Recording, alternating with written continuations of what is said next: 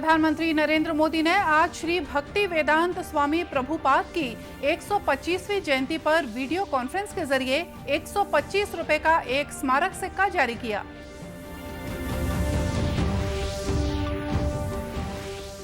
प्रदेश के सभी निजी और सरकारी स्कूलों में कल 2 सितंबर से 6वीं, 7वीं, 9वीं और 11वीं की ऑफलाइन कक्षाएं शुरू करने की सशर्त अनुमति दी गई।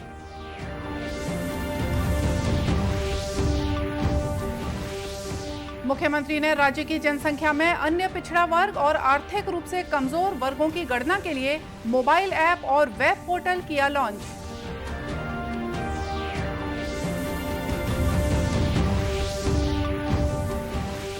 और आजादी का अमृत महोत्सव की श्रृंखला में केंद्रीय महिला और बाल विकास मंत्रालय द्वारा आज से छत्तीसगढ़ सहित पूरे देश में मनाया जा रहा है राष्ट्रीय पोषण माह।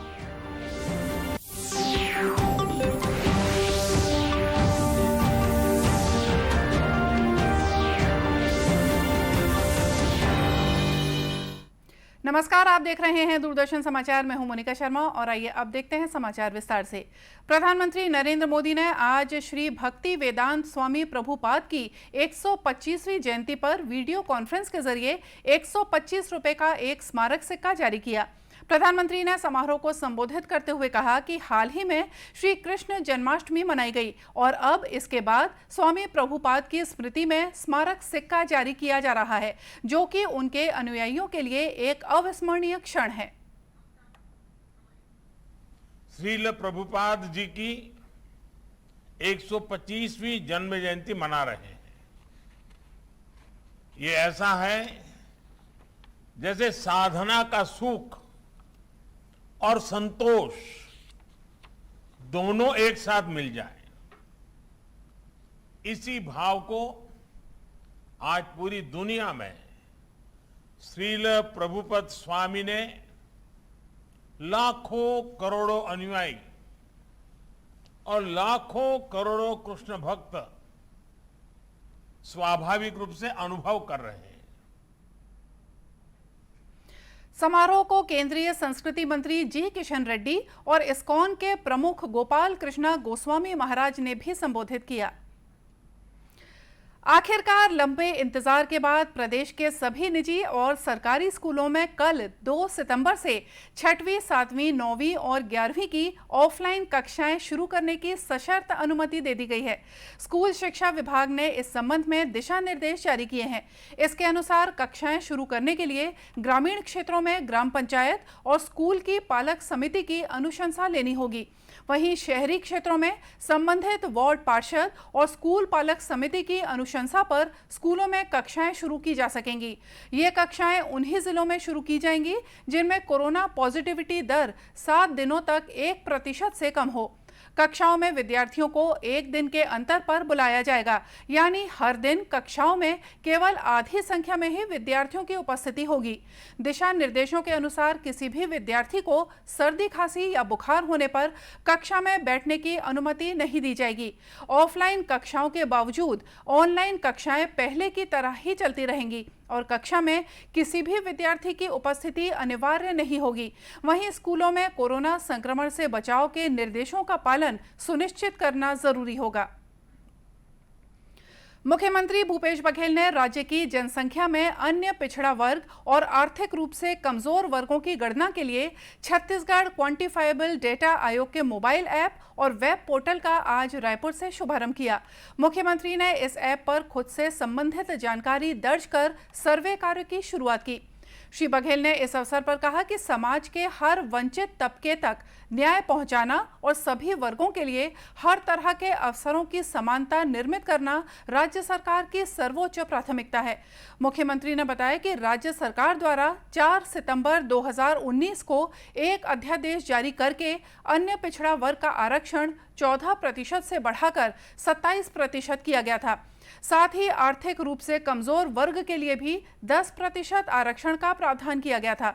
श्री बघेल ने बताया कि राज्य शासन के इस निर्णय को कुछ लोगों ने अदालत में चुनौती दी, जिसके बाद उच्च न्यायालय ने राज्य सरकार के इस निर्णय के क्रियान्वयन पर स्थगन देते हुए राज्य शासन को क्वांटिफाइबल डेटा प्रस्तुत करने के निर्देश दिए थे। श्री बघेल ने कहा कि उच्च न्यायालय के आदेश के परिपालन के लिए और आरक्षण के प्रावधानों को विधिक रूप से सुदृढ़ करने के लिए क्वांटिफाइबल डेटा आयोग का गठन किया गया है। आयोग अपने काम को सुव्यवस्थित और सटीक तरीके से पूरा कर सके, इसके लिए पोर्टल और मोबाइल ऐप का निर्माण किया गया है। उन्होंने बताया कि ये मोबाइल ऐप आयोग के साथ साथ आवेदकों के लिए भी काफी सुविधाजनक होगा और एक पारदर्शी व्यवस्था के साथ पिछड़ा वर्ग और आर्थिक रूप से कमजोर वर्ग के लोगों की गणना हो सकेगी। मुख्यमंत्री भूपेश बघेल ने कहा है कि गौरेला पेंड्रा मरवाही जिले को पर्यटन जिला बनाने के लिए राज्य सरकार द्वारा हर संभव तैयारियां शुरू कर दी गई हैं। ये बात उन्होंने आज गौरेला पेंड्रा मरवाही जिले के 2 दिवसीय प्रवास पर पहुंचने के बाद तवा डबरा में ग्रामीणों से चर्चा करते हुए कही। उन्होंने बताया कि राजमेढ़गढ़ को तपोस्थली के रूप में विकसित किया जा रहा है और साथ ही जिले में पर्यटन सुविधाओं का विस्तार भी किया जा रहा है। लेकिन इसको हम लोग जैसे प्राचीन हमारे ऋषि मुनि का आश्रम जिस प्रकार से होते हैं उसी प्रकार से इसको डेवलप करेंगे, ताकि जो लोग ध्यान करने चाहते हैं, जो मेडिटेशन करना चाहते हैं, वो आए, रुके और रुकने को उसकी व्यवस्था भी हम लोग करेंगे। लाइट के, पानी की व्यवस्था हम लोग करते हैं और सड़क की व्यवस्था और काटेज और हाल उस प्रकार से बनाएंगे, ताकि वो जो बैगा आदिवासी यहाँ रहते हैं उसी प्रकार से जितने भी निर्माण होगा उसमें कंक्रीट का, छड़ का उपयोग नहीं होगा।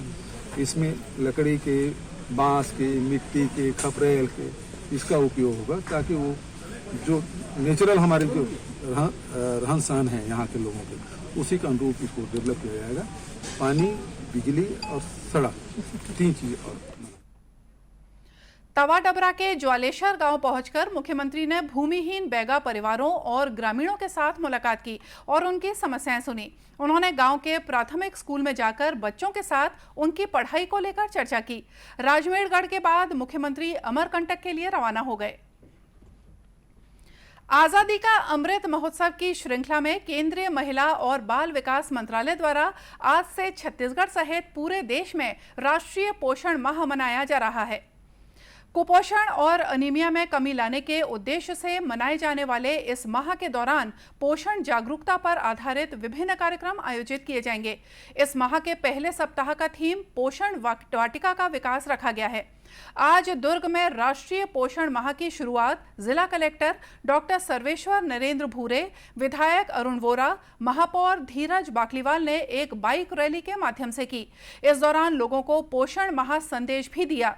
ये रैली जिला कलेक्टर परिसर से शुरू होकर विभिन्न चौक चौराहों तक होते हुए मानस भवन में संपन्न हुई। रैली में बड़ी संख्या में आंगनबाड़ी कार्यकर्ता भी शामिल हुई। जिला कलेक्टर ने इस कार्यक्रम के बारे में जानकारी दी। माननीय मुख्यमंत्री जी द्वारा मुख्यमंत्री सुपोषण अभियान और राष्ट्रीय सुपोषण अभियान का भी शुभारंभ पूर्व में हो चुका है, और जिसके तहत पिछले 2.5 वर्षों से जिले में जो कुपोषण के जो दर है इसमें निरंतर रूप से कमी आ रही है। आज बाइक रैली के माध्यम से हम लोगों ने राष्ट्रीय सुपोषण माह का शुभारंभ किया है। इसके तहत जिसका मुख्य उद्देश्य यही है कि लोगों को सुपोषण के प्रति जागरूक कराना। जिले में आंगनवाड़ी कार्यकर्ता और आंगनवाड़ियों के माध्यम से और स्वास्थ्य कार्यकर्ता और स्वास्थ्य विभाग के माध्यम से सुपोषण हेतु निरंतर रूप से प्रयास जारी है और ये भविष्य में भी जारी रहेंगे। आधिकारिक जानकारी के अनुसार केंद्रीय मंत्रालय ने राज्यों और केंद्र शासित प्रदेशों के साथ मिलकर सितंबर माह में कई गतिविधियां संचालित करने की योजना बनाई है। 1 से 7 सितंबर तक की गतिविधियों के लिए साप्ताहिक विषय है पौधारोपण गतिविधि पोषण वाटिका। इसी तरह 8 से 15 सितंबर का विषय है पोषण के लिए योग एवं आयुष, जबकि तीसरे सप्ताह का विषय है अधिक कुपोषण वाले जिलों के आंगनबाड़ी लाभार्थियों को क्षेत्रीय पोषण किट का वितरण। 24 से 30 सितंबर के चौथे सप्ताह का विषय है गंभीर कुपोषित बच्चों की पहचान और पौष्टिक आहार का वितरण। राजीव गांधी ग्रामीण भूमिहीन कृषि मजदूर न्याय योजना के तहत प्रदेश में आज से कृषि मजदूरों का पंजीयन करना शुरू कर दिया गया है। यह पंजीयन आगामी 30 नवंबर तक चलेगा। इस मौके पर एक वीडियो संदेश जारी कर मुख्यमंत्री भूपेश बघेल ने कहा कि योजना के तहत भूमिहीन कृषि मजदूर परिवार के मुखिया को प्रतिवर्ष 6,000 रुपए की सहायता राशि दी जाएगी। इस योजना से प्रदेश के 10 लाख भूमिहीन मजदूर लाभान्वित होंगे। में हमने ज़रूरतमंद लोगों को न्याय दिलाने की जो पहल की है, उसमें राजीव गांधी ग्रामीण भूमिहीन कृषि मजदूर न्याय योजना के नाम से एक नया अध्याय जोड़ रहा है। इस न्याय योजना के लिए पंजीयन की शुरुआत 1 सितंबर से हो रही है। यह काम 30 नवंबर 2021 तक चलेगा। योजना का लाभ 10 लाख से अधिक भूमिहीन कृषि मजदूरों को मिलेगा। प्रत्येक परिवार के लिए 6,000 रुपये प्रति वर्ष अनुदान राशि सीधे उनके बैंक खातों में जमा कराई जाएगी। मुख्यमंत्री ने यह भी कहा कि इस तरह की योजना शुरू करने वाला छत्तीसगढ़ देश का पहला राज्य है और इस योजना से अधिक लोगों की मदद किए जाने का प्रयास भी किया जाएगा। देश का पहला राज्य है जिसने भूमिहीन कृषि मजदूरों के लिए ऐसी योजना लागू की है। मैं कहना चाहता हूं कि इस तरह हम प्रदेश के सर्वाधिक जरूरतमंद परिवारों की मदद कर पाएंगे। इस योजना के तहत ग्रामीण भूमिहीन कृषि मजदूर परिवारों के तहत चरवाहा, बढ़ई, लोहार, मोची, नाई, धोबी जैसे पौनी पसारी व्यवस्था से जुड़े लोग पात्र होंगे। इच्छुक लोग योजना का लाभ लेने के लिए संबंधित विभाग के पोर्टल पर अपना पंजीयन करा सकते हैं। मौजूदा वित्त वर्ष की अप्रैल से जून की पहली तिमाही में देश का सकल घरेलू उत्पाद 20.1% के उछाल में रहा। सांख्यिकी और कार्यक्रम कार्यान्वयन मंत्रालय द्वारा आज जारी आंकड़ों के अनुसार सकल घरेलू उत्पाद जीडीपी में वृद्धि के ये अब तक के उच्चतम तिमाही आंकड़े हैं। वर्ष 2011-12 के तय मूल्यों के आधार पर वित्त वर्ष 2021-22 की पहली तिमाही के जीडीपी को 32,38,000 करोड़ रुपए आंका गया है। पिछले वित्त वर्ष की इसी अवधि में यह आंकड़ा 26,95,000 करोड़ रुपए था। वार्षिक आधार पर यह 20.1% का उछाल है। जीडीपी में यह उच्च वृद्धि कोविड-19 को नियंत्रण में लाने के लिए लगाए गए लॉकडाउन के बाद अर्थव्यवस्था के खुलने के बीच आई। इसके अलावा वित्त वर्ष 2020-21 की पहली तिमाही में जीडीपी में आई 24.4% की गिरावट से भी निम्न आधार का प्रभाव जीडीपी के ताजा आंकड़ों पर दिखाई दिया। कोरोना संक्रमण की भयानक दूसरी लहर के बाद विनिर्माण क्षेत्र में आई तीव्र गति के बल पर आर्थिक वृद्धि में पिछले वर्ष की भारी गिरावट की तुलना में मौजूदा वित्त वर्ष की पहली तिमाही में महत्वपूर्ण सुधार दर्ज हुआ। राजनांदगांव जिला पुलिस बल द्वारा तनाव प्रबंधन और लिंग समानता संवेदीकरण विषय पर 1 दिवसीय कार्यशाला का आयोजन किया गया। शहर के पद्मश्री गोविंद राम निर्मलकर ऑडिटोरियम में आयोजित इस कार्यशाला में मनोरोग विशेषज्ञों ने तनाव कम करने के उपाय बताए। दुर्ग के मनोरोग विशेषज्ञ डॉक्टर प्रमोद गुप्ता ने व्याख्यान में अपने विचार रखे। उन्होंने कहा कि तनाव की वजह से कई बार बीमारियों का सामना भी करना पड़ता है। वहीं लिंग समानता संवेदीकरण के तहत महिलाओं के साथ घटित अपराधों की शिकायत को लेकर किस तरह से कार्य करना चाहिए, इसकी जानकारी कार्यशाला में पुलिस के वरिष्ठ अधिकारियों ने दी। इस मौके पर उपस्थित अतिरिक्त पुलिस महानिदेशक विवेकानंद सिन्हा ने उम्मीद जताई कि इस कार्यशाला से पुलिस के महिला और पुरुष कर्मियों को अपना कार्य और कुशलता से करने में मदद मिलेगी। कार्यशाला का आयोजन किया गया। बेसिकली आज के समय को देखते हुए और जिस प्रकार से पुलिस की जो कार्य प्रणाली है, जिसके कारण से कई कारणों से स्ट्रेस उत्पन्न हो जाते हैं, उस स्ट्रेस को किस प्रकार से मैनेज किया जाए। और जैसा कि मैंने बताया कि स्ट्रेस जीवन का अभिन्न अंग है और उसको साथ में लेके चलते हुए किस प्रकार से मैनेज करते हुए अपने जीवन को आप सफल बना सकते हैं। और इसी उद्देश्य और इसके स्ट्रेस के कारण से बहुत सारी जो परेशानियां या जो बहुत सारी बीमारियां हो जाती हैं, जैसे कारण डायबिटीज़ या हाइपरटेंशन या अन्य बीमारियां, तो इस स्ट्रेस को कैसे मैनेज किया जाए। इस कार्यशाला में भाग लेने वाले पुलिस कर्मियों ने बताया कि इससे उनमें बेहतर संदेश का संचार हुआ है, जिसका फायदा उन्हें कार्यस्थल पर मिलेगा। और इसी के साथ ये समाचार बुलेटिन यहीं समाप्त हुआ। नमस्कार।